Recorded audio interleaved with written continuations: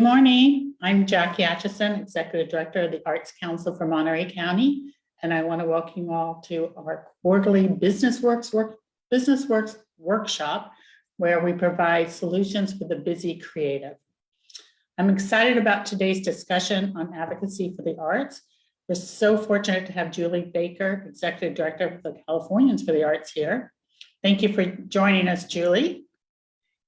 A little bio on Julie. As the Executive Director of Californians for the Arts since 2018, Julie's worked to increase the legislative clout and visibility of the arts and culture communities by building coalitions across the nonprofit sectors of California's creative industries. Californians for the Arts is a comprehensive, multidisciplinary organization focused on advancing and building public awareness of the value and impact of arts, culture, and creativity across California. The vision of Californians for the Arts is to build a sustainable and vibrant California using arts and creativity as the driver for social change. The vision includes increasing arts funding to historic levels, which we've certainly seen recently, making arts accessible for all Californians, campaigning for California to be the leading state of creativity, strategizing policy development, demonstrating solutions to socioeconomic issues such as artists as second responders, arts and corrections, veterans, neighborhood revitalization, health and wellness, and last but not least, valuing the sector with equitable pay and cultural equity.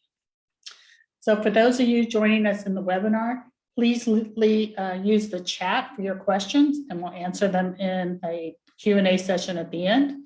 And those of you joining us live on Facebook, please put your questions in the comments and we'll try to answer them all.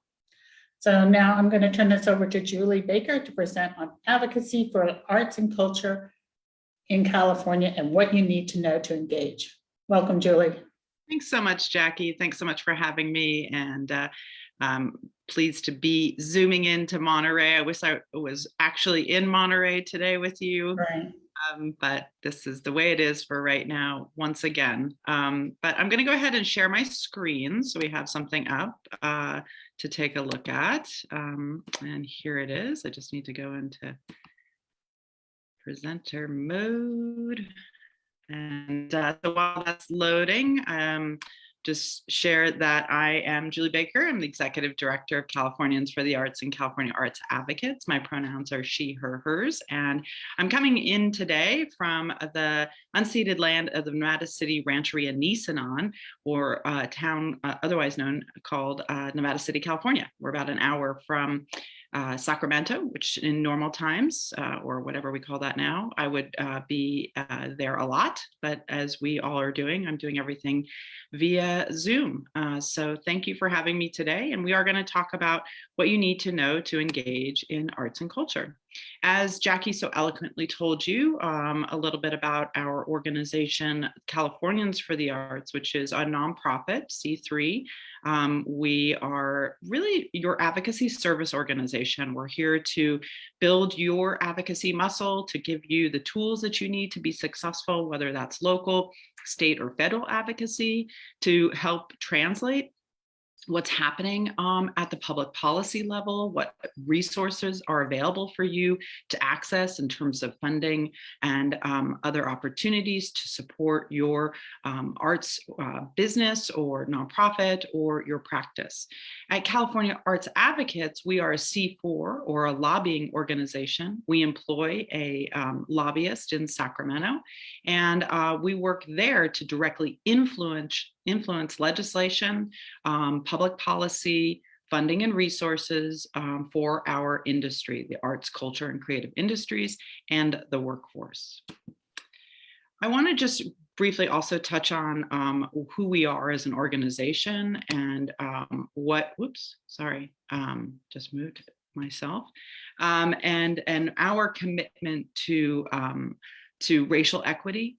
We are on a journey as an organization to become an anti-racist organization. I say a journey because this is not something that happens by writing a statement. It's not something that happens overnight.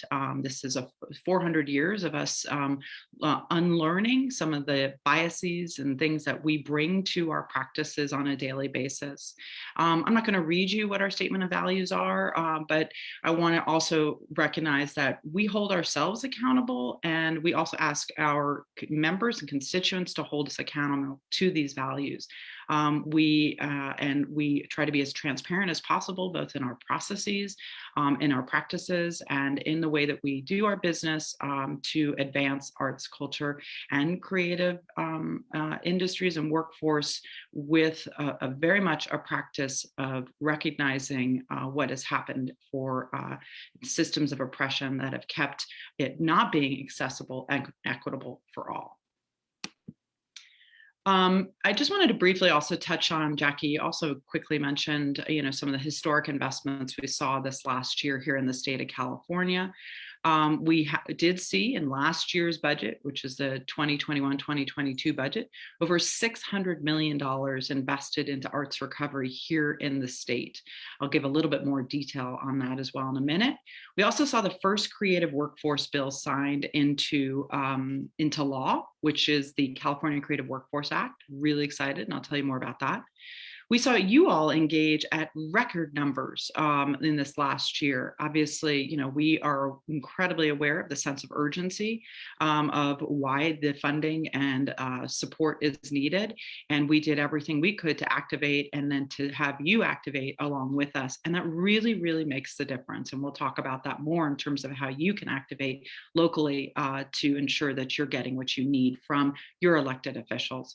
And then, there's lots of strategies that we employ to make sure that we are successful in our advocacy. In this last year, we were really pleased to see leading mayors across the state of California support our efforts, both at the state and federal level, to make sure that the legislature, the Congress, and the administrations understood how important the arts and culture industries are to our local communities. I'll just kind of, again, give a little bit of highlights of some of the things that we were focused on last year and we see as our accomplishments, again, with your support. We did a survey. I was real tired of surveys, and so we're going to try and not do so many this year, but it was really, really critical in order for us to build our case and our messaging around what was happening to our sector. And so we surveyed over 600 individual entrepreneurs in arts, creative workers, and businesses, and then over 1,000 arts workers. And that really told us what the story was, which I think we all know. And it helped us to then get hearings on the subject, to do press releases on the subject. We got quoted in the New York Times that if California didn't act, we might be facing a cultural depression.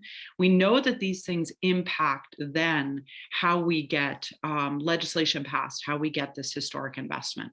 We do a lot of media campaigns. We did a campaign around restarting the arts, what we heard from you. We do regional conversations. What we heard across the state in 2021 was that there in the beginning of the year, we had no guidelines for how to reopen the arts. And so we really worked to talk about how the arts are a safe industry, that we actually care deeply about patrons and our performers and our staff, and how we are not really the right industry to sideline as they had, even though they we understand gathering, we need to be careful, that we wanted to really show that we could be a part of the solution. So we did a lot of messaging around that, about restarting the arts, and artists are second responders, which is a campaign narrative we've used now for several years, which really has resonated both in the media as well with legislators.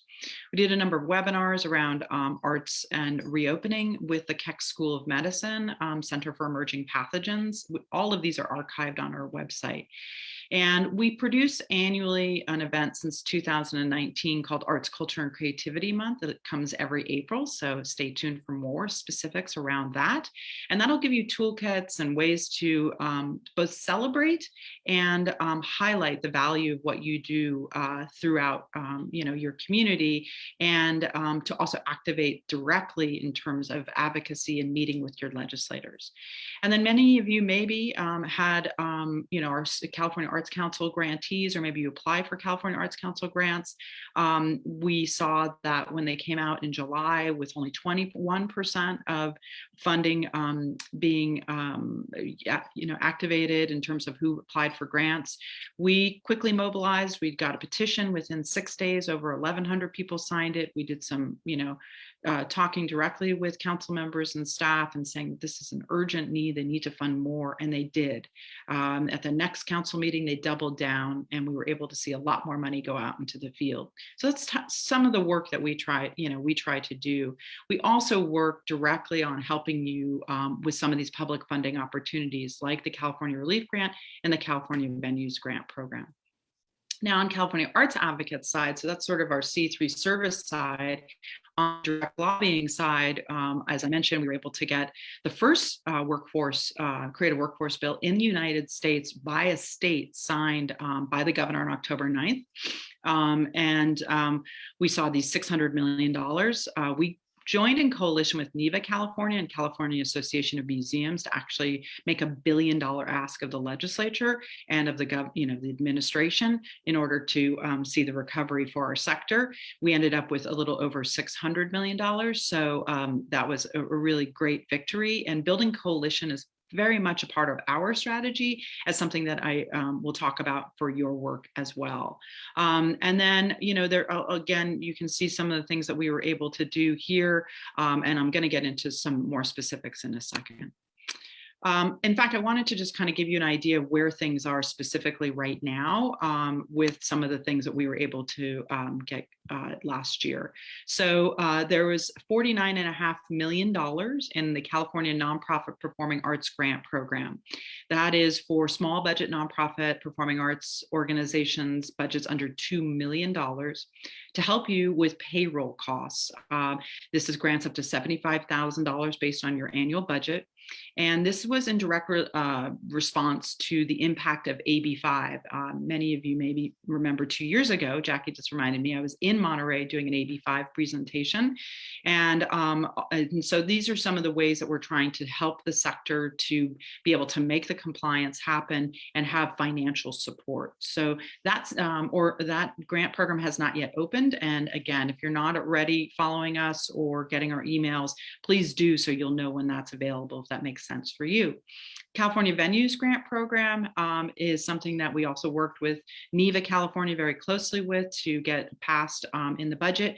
There's $150 million in that budget for venues grants, as well as promoters and people, arts in schools programs that have venues to do gatherings, etc.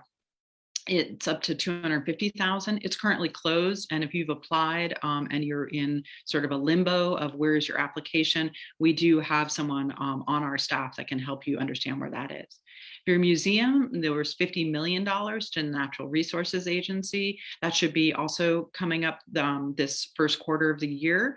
And that goes, and you'll be hearing more about that. And then some specific funding pots to the California Arts Council, $40 million for creative youth development and $60 million for the California Creative Core pilot program. Neither of those are open. Some of the programs are open on creative youth development. And I'll talk a minute about that as well. So creative youth development specifically is deep arts learning centered in long-term multi-generational relationships with artist mentors. That's the real definition of what is creative youth development. California Arts Council has used it also to really help harness some of their programs. So their current programs are Youth Arts Action, Artists in Schools, Arts Education Exposure, Jumpstarts, and Arts Integration Training. Some of those have opened up as of January 19th. And these funding, so it's really helping to supplement that piece of what the agency offers, and it is $40 million in additional funding. The baseline funding for the Arts Council is $26 million, so this was $40 million just for creative youth development. Then there was an exciting new addition to the California Arts Council that we worked closely on as well, which was the California Creative Core pilot program. And this is really, and this is $60 million that needs to be expended by 2024. That is now going to be coming out again. Also, the guidelines, I think, will be released maybe in March by the California Arts Council. It is grants to go to local, regional, and statewide organizations that demonstrate strong engagement with BIPOC communities in particular. And it'll be used to fund unemployed and underemployed artists to create public awareness and engagement campaigns focused on pandemic recovery, environmental, civic, and social engagement. So that's coming up as well. And then I wanted to give you an update too on what we're asking for this year. So to give you an idea of some of the things that we're prioritizing. So we got the governor's signature on the first creative workforce bill, but it doesn't have any funding attached to it. So this year we go after the funding, and we are looking at a $50 million funding ask, which would hopefully get to about 1,000 new jobs in the creative workforce. We're looking at what are the next step in terms of AB5, issues still impacting our sector. The $49.5 million is great, but that's just a start. So there's a coalition call. There had been a bill last year, 805. There's a coalition that's been gathering. We work with them. We'll see those next steps soon. We are asking for a dollar per capita for the arts. So currently, as I said, the baseline budget for the Arts Council is $26 million. There are approximately 40 million people in the state of California. So we'd like to see it to be a dollar at least. We're still not trending in terms of where we are across the nation. So you can, Minnesota, for example, is over $6. New York, Massachusetts, over $2. So we want to make sure that we are leading as we should, as California represents 25% of the US overall creative economy. There's also $30 million in the governor's budget this year for cultural districts. There are 14 pilot programs that the Arts Council established several years ago. However, they were unfunded. They were only given $10,000. So the governor introduced in his budget $30 million over 3 years to not only fund those 14 pilots, but also to expand it. There were very specific equity assessments done in some recommendations in a report, and we are tracking to make sure that that is how it comes through, because we want to make sure that that is where they put the money. We're looking at continued relief funding. We know what's going on right now. We have some ways to find out specifically from you that I'll be sharing with you. And we want to look at the cost, for example, of COVID compliance testing alone for some of our theaters, symphonies is in the hundreds of thousands of dollars.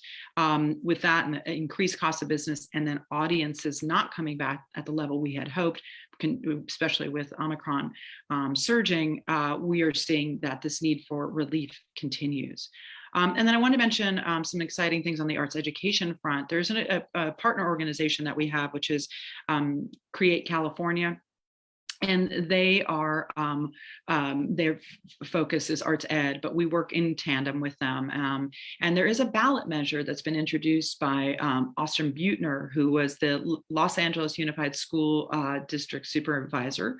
And he has introduced a ballot measure to take from the general budget of every year that happens in California, $800 million to fund arts education in our schools, not after school enrichment programs, but in the schools. That ballot measure needs a million signatures approximately by the end of May, then in order for it to be able to get onto the ballot for November. We'll be keeping you posted on that and how you can engage as well. And then we'll continue to look at policy roundtables, ways that we can develop more issues, focus on how do we create sustainability for our sector, and particularly for the workforce. I think what we've learned this last year is how vulnerable this workforce is, or in these last 2 years. Just some specifics on the California Creative Workforce Act that we were able to get passed. It's really exciting because it declares that creative arts workforce is a state priority. This is the first time we've heard that being used. Sometimes what you do in legislation, even though maybe it just seems like words on paper, is partly socializing language that establishes a precedent. So we now have this precedent saying you, the legislature and the administration, have stated by signing this and passing this that this is a priority. And that's really exciting. But this is why we're going to fight for getting money for it now. And the program is designed to create earn and learn job training programs that provide, and this is really key in our legislation, living wages, and last between 12 and 24 months. And this would be for folks just graduating from high school, returning citizens, veterans, unemployed artists, people who are interested who have faced barriers to coming into the sector, will be a primary focus of who would be able to access these grants. And it would go through, the grant programs have not been designed yet by the CAC, the California Arts Council, but likely it would go through, sort of local arts agencies, maybe like an Arts Council of Monterey and those sorts of things, but that's yet to be determined. They would work in collaboration with the California Workforce Development Board. And it's just a really exciting bill that we want to see that includes performance, performing arts, community documentation projects, public art. It really is unlimited in terms of the creative industries, gaming, and where we see workforce development. This is governor's budget that was released on January 8th. And, I have to say, Governor Newsom, this is his 4th year, has every year proactively put something in his January budget announcement for the arts. So we call him a friend to the arts. But our job is to ensure that it's what the field actually needs. And even though it's great, it's still not yet what we really deserve in terms of what our impact is for the state of California, which is over 8% of the state's gross domestic product is from the creative industries. So we have an enormous impact in terms of how many jobs, close to 800,000 jobs. So our job is to continually remind them of this information, and then what is the relationship to the investment that they're making and how much more we need. So again, I mentioned the California Arts Council's $26 million in ongoing local assistance. Right now, there's no change in that. Our job is going to be to try and have a legislator introduce it to be 40 million, excuse me, over the next 3 years. Support for cultural districts is 30 million, as I mentioned, over 3 years. This is what the governor's introduced.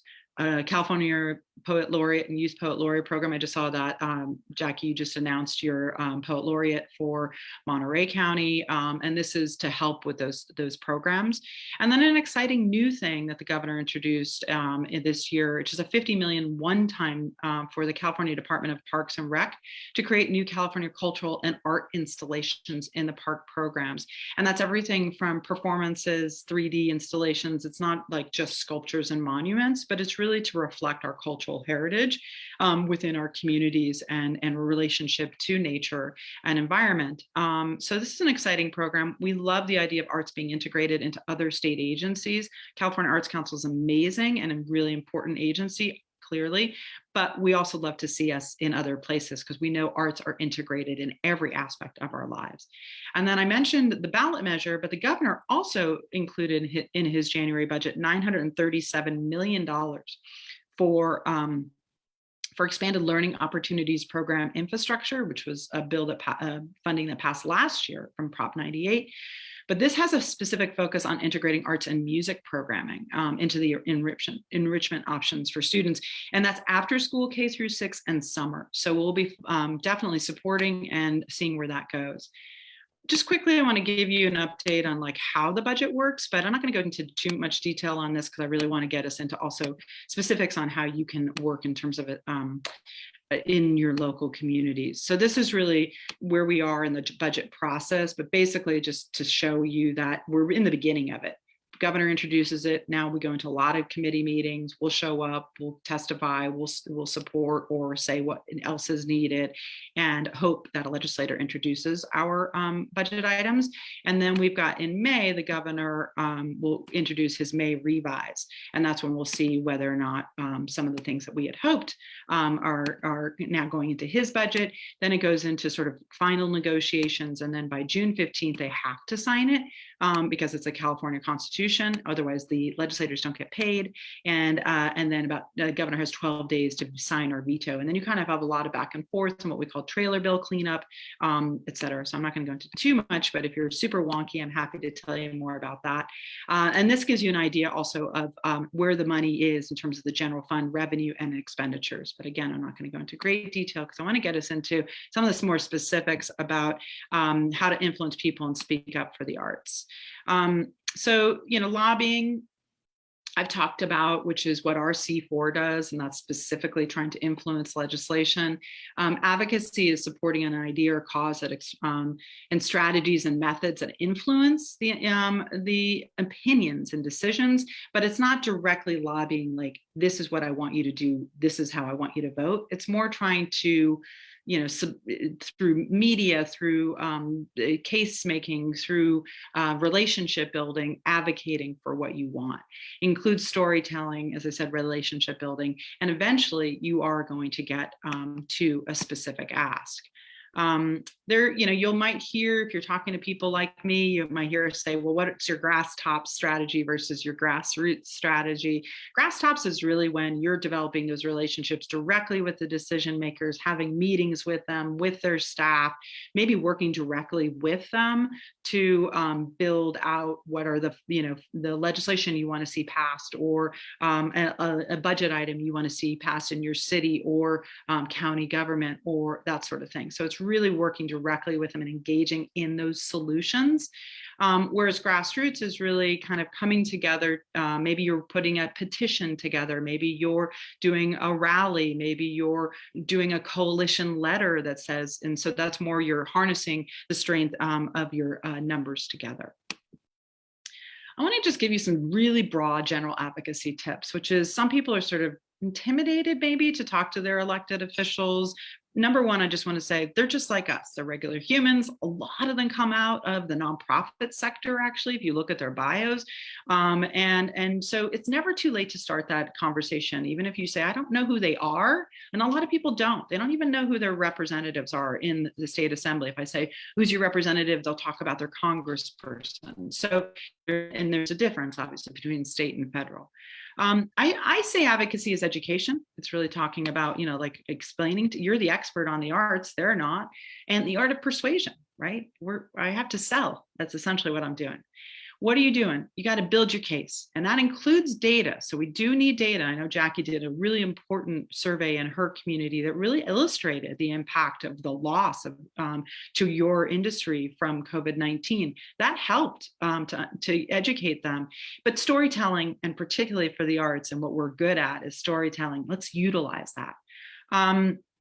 Look for opportunities outside of the usual suspects, integrate versus separate. Like, again, like the parks, look at your Department of Transportation. They're getting a Clean California funding that was passed last year for $1.4 billion in the state. They're getting money to beautify your communities from the state government. How can artists be integrated into that? So not just always looking at like an arts line item, but how can you be integrated into other agencies and other funding opportunities? Come with ideas and a plan ready to go. Don't just say, I think, maybe, because they're not going to do the work for you. You have to say, here's a solution. Here's how we can help your problem in this city, in this county, at the state or federal, country level. We can help. And then study what they prioritize. Is homelessness the main issue in your community? Is housing the main issue in your community? Is cleaning up trash and beautifying it? Is business, making sure that there's economic recovery the main issue? All of our public health, mental health is a massive issue that we have in all of our communities. We know the arts can play a role in this. So your job is to say, what are they prioritizing and how can we fit into that? And really, really important, advocacy is a marathon, not a sprint. This is a long game. And I know that it might be frustrating for some people, but the idea that you think you can show up once and then they're going to prioritize you is just not reality. So many people are showing up saying, this is what we want from you, your elected official, and I want you to prioritize my needs. We have to show up consistently. And think of your elected official, if you're running a nonprofit organization, how much time do you spend stewarding your largest donors or or your member base. Think of them in that way as well. Add them into the mix. Don't just think about it every once in a while that, oh, we should probably let them know what we're doing. Put it into your schedule of who you're contacting on a regular basis, and be persistent. Don't give up. Why the arts? And Jackie, if you could just tell me how much time I have. I'm feeling a little bit like I might be going a little over. Oh, you're doing good. Okay. So, why the arts? We obviously need to talk about why the arts are essential to our communities.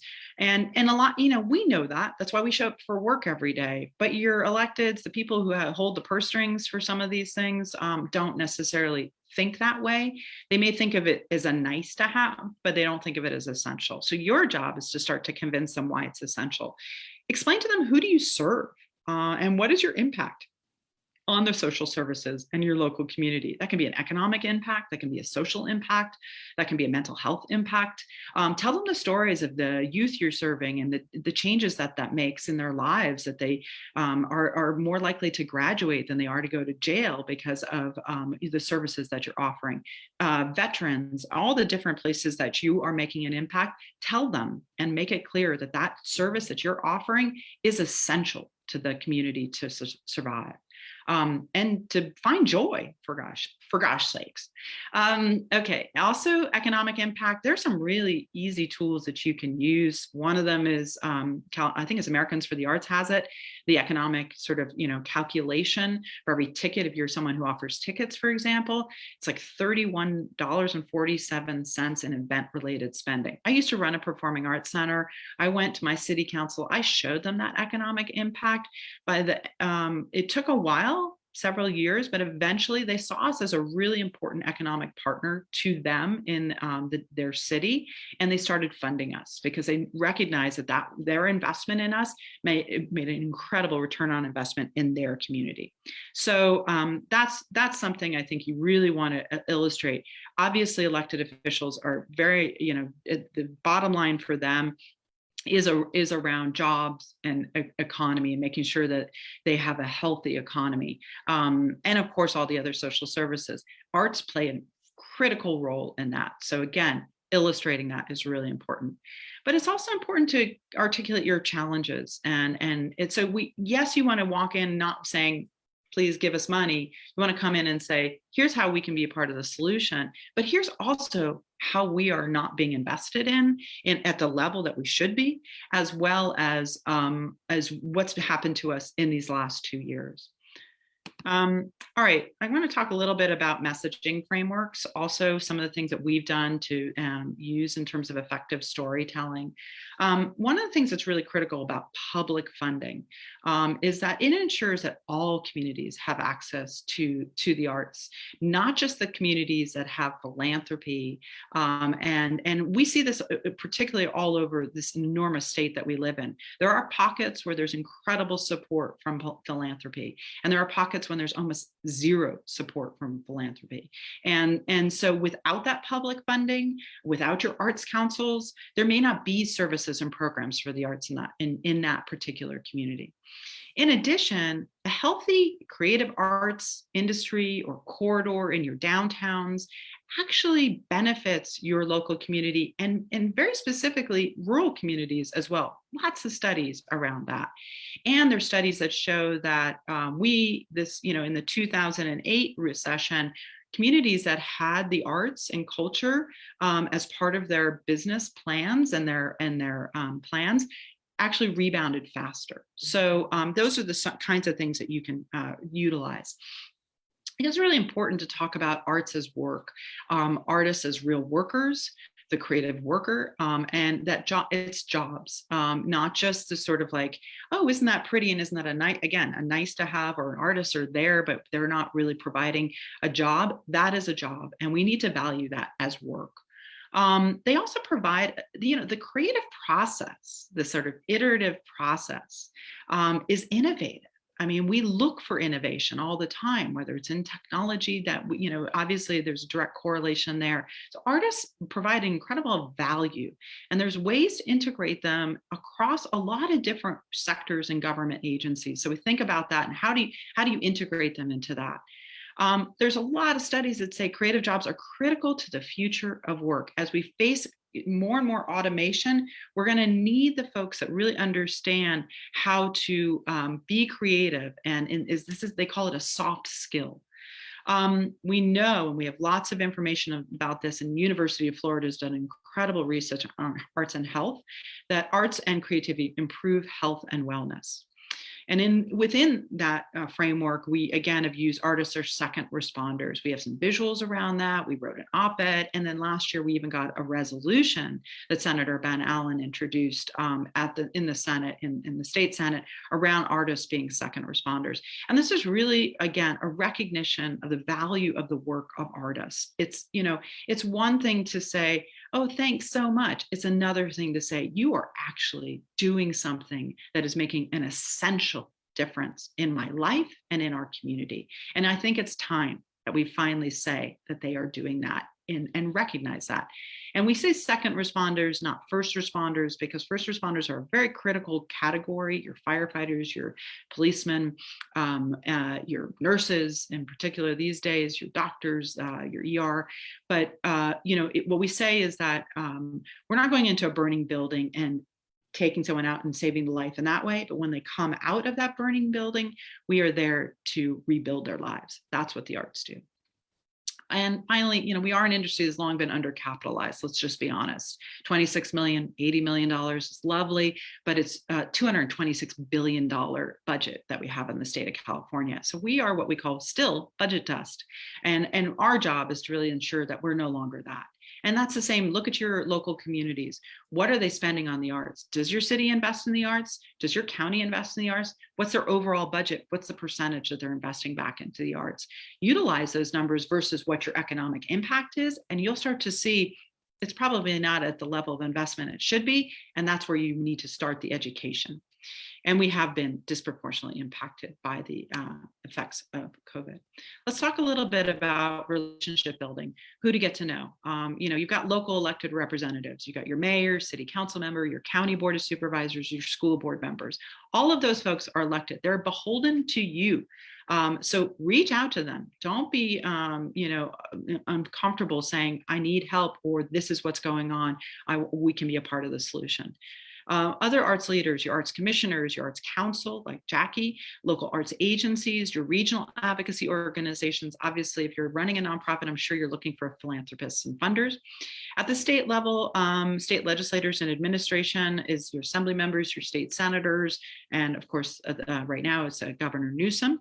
And then your congressional representatives, your district house rep, and your state senator. We have links to who, if you don't know who they are, we can find out who they are for you. And this deck I'll be giving to Jackie to share with all of you, because I know I'm going through it fast. Let's see, staff. A lot of times people are disappointed. I didn't get to meet with Senator Caballero, but I met with her staff.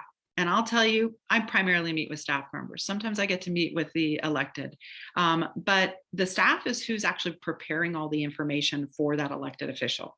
So, that relationship and you becoming that conduit, that person that they can rely on, be like, hey, Julie, I need some information on the impact, or I need to know how many jobs are in the creative sector in my district.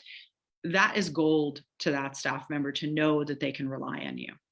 But you also want to do other things. You want to attend their public meetings.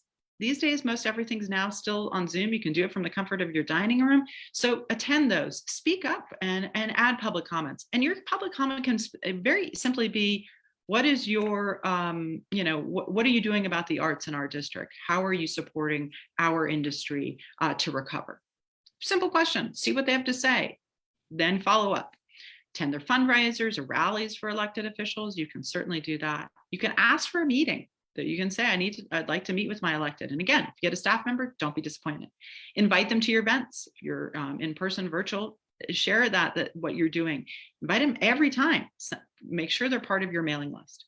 you can recognize them. If they are doing something great, if they've done some funding, or if they've spoken about the arts, invite them to your events to speak about the arts, to show up at the beginning. If you're doing curtain speeches, if you're doing, show them the impact. There's nothing more impactful than actually bringing them in and seeing what you're doing. And maybe, it's youth or veterans or people in the prisons. When they see that really holds, in their brains. Find out where they're seated in terms of committees.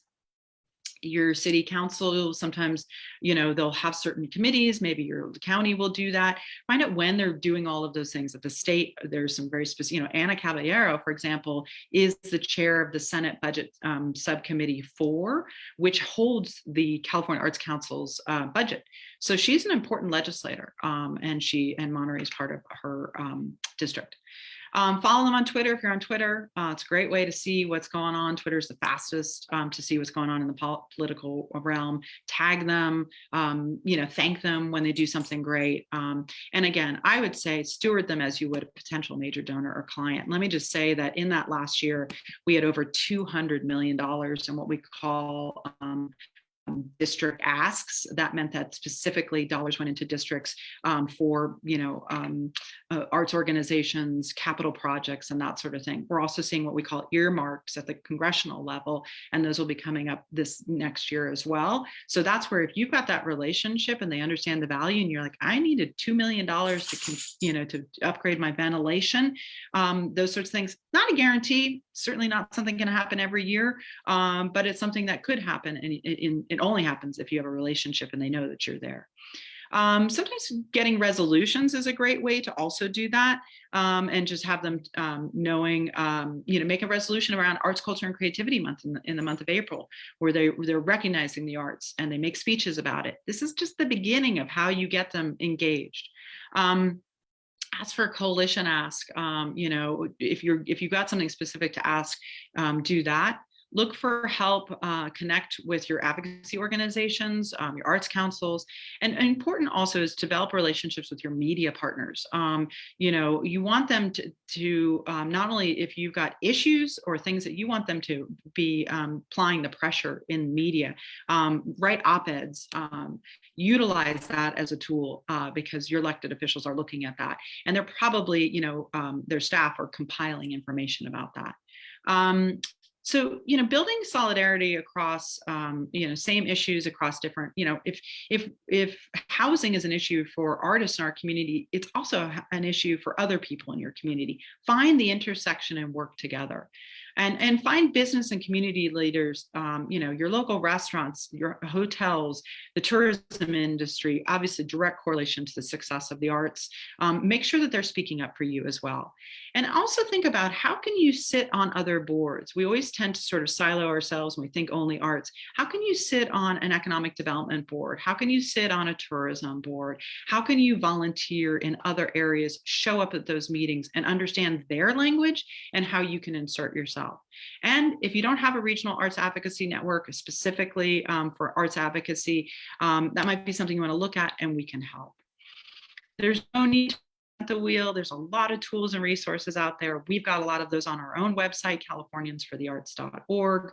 And so we want you to know that you're not alone in this, and we can help. And also, please do join us during Arts, Culture, and Creativity Month in April.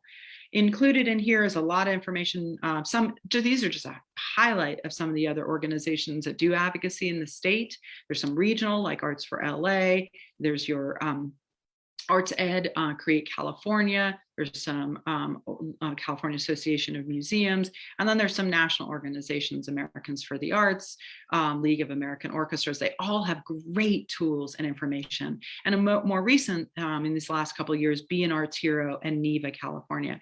And Be an Arts Hero is also now being called Art Workers United. Their focus is on the worker. And they just actually did an amazing and exciting congressional hearing with a small business committee on the creative economy. And then NEVA, of course, was the organization that came together since the pandemic for live venues. I'm gonna, when I get back to seeing the chat, I'll throw in this link to it's a short questionnaire that we're doing on COVID's ongoing impact on the arts. It's not a survey. It's like 4 short questions, narrative form. We just want to know what's happening out there. This is really critical. We've got over 50 responses so far. We want to really get to 100. We'll compile those, we'll put it into a report, and we'll send it to the state legislature so they understand we're not yet in recovery as it might seem. We're still needing relief. I wanted to also share that we do these regional conversations. This is an enormous state. We're a very small organization ourselves. We've only recently been able to hire 3 other staff members other than myself, so there are 4 of us. And we do these regional conversations, and that's a chance for you to really come together, and you'll see all the different counties here. It's on February 2nd at 2 p.m. It's free. You just have to register in advance to attend. And it's really for everybody. It's for the artist, the individual arts worker, the creative, the arts organization leader, the funders. We want everyone in the room. And we talk a little bit about some of the things you heard me say today, but it's also really more a chance for us to engage in conversation and understand what's happening within your region. And then, as I mentioned, Arts, Culture, and Creativity Month is in April, and we would love for you to join us on that. And we give you all sorts of ways to engage. And this year's theme is the arts work. And you'll be able to do a kickoff webinar on March 25th.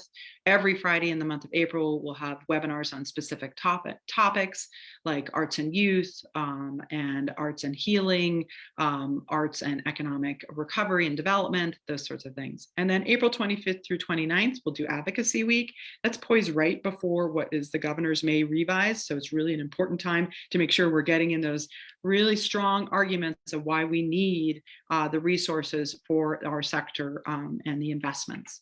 And then if we're at a place, it's hard to predict the future these days, April 27th to do in-person advocacy, a day in Sacramento, we will, and you can join us there as well. So that's the final part of my presentation. I think I got almost right on time, Jackie. You did great. Awesome. So I know that's a lot of information, so thank you for sharing that all with us. I'm going to go ahead and stop sharing. Is that okay? Sure. Yeah. So yeah, we have just a few minutes for a couple questions. One was asking, I'm not sure if it was up there, and I don't remember. Do you know how much the funding is for SB 628 that they're hoping for at least? 50 million. 50 million. Okay, that sounds good. And that should get us about 1,000 jobs. Yeah, that's great. And we were talking about the current California Arts Council grants. As we've discussed, most of them are geared to smaller organizations with budgets 250,000 or less. And is that going to be true for the Creative Core Pilot Program? Do you know? Don't know. And, one of the things that has been a recent move of the council this last year, and now they voted again this year for most of their programs to be prioritizing 250,000 and under. And we'd love to hear how that's impacting organizations that have received funding in the past and are no longer. So that's something I'd love to learn more about, because that might be an area of advocacy that we can all work on together. The intention is great, and we understand it. The concern is that, you're a $300,000 arts organization, you're $500,000, $750,000, the need is still there.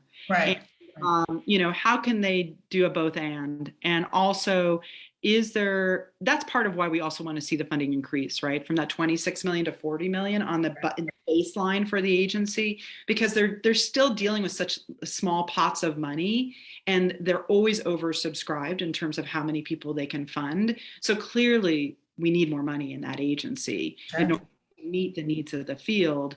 And but please, if the prioritization is impacting anyone you're hearing from, we do want to know about that. Yeah, well, I know when they first came out talking about it, we did a little analysis, and Monterey County lost about 78.5% in funding from the California Arts Council. And I think we went from about 16, 17 organizations that were funded to less than 5. So it was major. And then the economic impact is millions and millions of dollars. So just as a practical point, that information should be put in a letter to your state representative saying we're not trying to criticize the work that the Arts Council is doing, because that's also really important, is that we don't ever want to get to a place where the legislature loses confidence in them, because that's, it's critical that they have confidence in them. It's just that we need to illustrate why that could be problematic. And if you sent that to Anna Caballero, for example, who chairs that committee, Right. when they come in the budget sub 4 to make their presentations, she might have that information in her head and say, by the way, Right. ask that question. So in my district, yeah, we lost all this funding. You, Jackie, to send that letter. Yeah, definitely. Yeah. Well, I think that's all I have for now. Oh, one more question. You mentioned the cultural districts. Do you know if they're going to be doing another round of adding more districts? Yeah, I mean, so the way it works is that the governor introduced it in January, $30 million over 3 years to expand the cultural districts program. That would be for the to get more and to get more. Okay. With an emphasis on what they learned when they did a study, which is that Black, Asian, communities of color essentially were not as much highlighted in the selection process, and so they want to ensure that. So that's one. But what happens now is that the governor's introduced it, but it hasn't been approved, right? So now we go back. That was that budget slide. It's months and months of negotiation. So our job as advocates is to say we support that 30 million. And we want to see that. And so please, have that happen. I think the cultural districts program is terrific for the state, particularly if they hit those equity targets. But it can't really, sustain without funding. So these are the things that, we need you to support when we send out action alerts. So one of the things that we do as an organization is you'll see action alerts if you sign up for us. And I don't send them out just because I need to send out an email. I send them out when we recognize that this is the time within the process that if we can get those letters in that show support, it does influence whether or not they vote on it. So great advice. Thank you so much. So I think that's all we have for now. And I just really want to thank you, Julie, for being here and your presentation. And I hope everybody that's watching now and maybe watching this in the future to please advocate for more resources for the arts through your local legislators to your national and your school boards. Talk to your school boards and LCAP and make sure that our schools have arts programs there, and we can help you with that. So reach out to us if you need any help. So I think that's it. If you want, this video will be on our website, and we'll have Julie's PowerPoint on the website probably within an hour. So thank you again. I hope you all have a wonderful weekend. Take care. Thank you.